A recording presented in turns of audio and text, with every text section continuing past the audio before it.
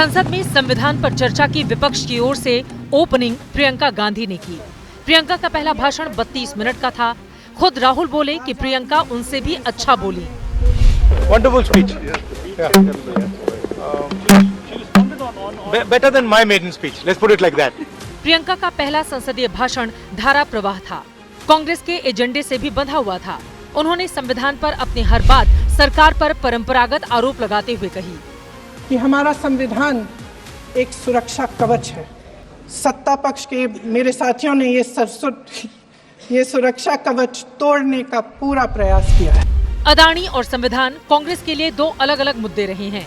आज प्रियंका ने भाषण में इन्हें भी जोड़ दिया।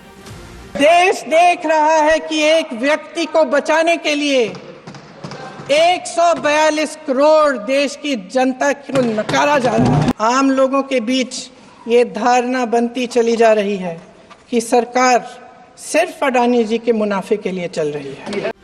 अदानी के बाद प्रियंका ईवीएम पर आई। चुनाव आयोग संवैधानिक संस्था है। प्रियंका ने उसकी व्यवस्था नकार दी। ऐसा हुआ वैसा हुआ 1975 में जो हुआ, तो सीख लीजिए ना, आप भी सीख लीजिए। आप भी अपनी गलतियों के लिए माफी मांग लीजिए। आप भी बैलेट पे चुनाव कर लीजिए। मेरा आग्रह है कि अपन संविधान में सकारात्मक बोले।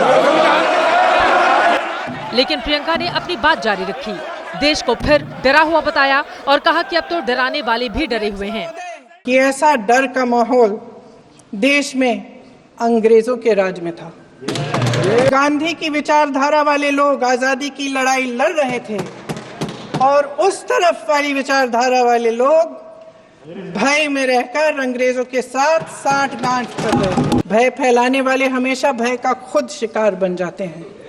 प्रियंका गांधी के भाषण का एक हिस्सा नेहरू और इंदिरा के नाम था, जिनके आगे उन्होंने मोदी राज को बहुत पीछे बताया। नेहरू जी ने क्या किया? अरे वर्तमान की बात करिए, देश को बताइए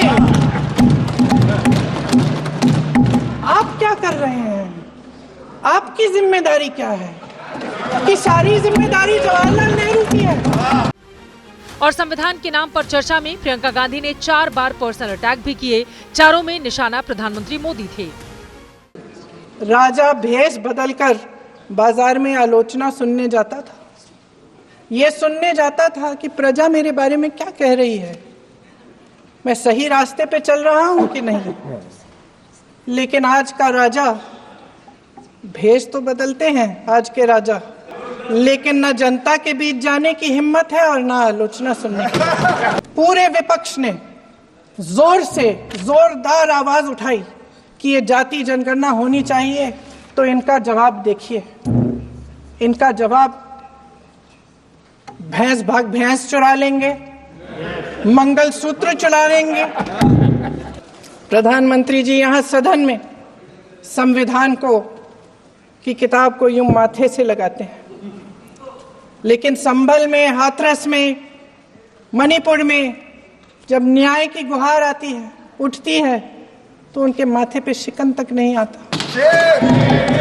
भय की भी सीमा होती है और जब वो सीमा पार हो जाती है तब उसमें एक ऐसी शक्ति पैदा होती है जिसके सामने कोई कायर खड़ा नहीं हो सकता। ये देश कायरों के हाथों में ज्यादा देर तक कभी नहीं रहा है।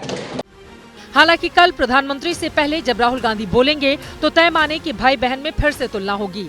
लेकिन देखना ये होगा कि राहुल गांधी कल सरकार को किस तरह से घेरते हैं।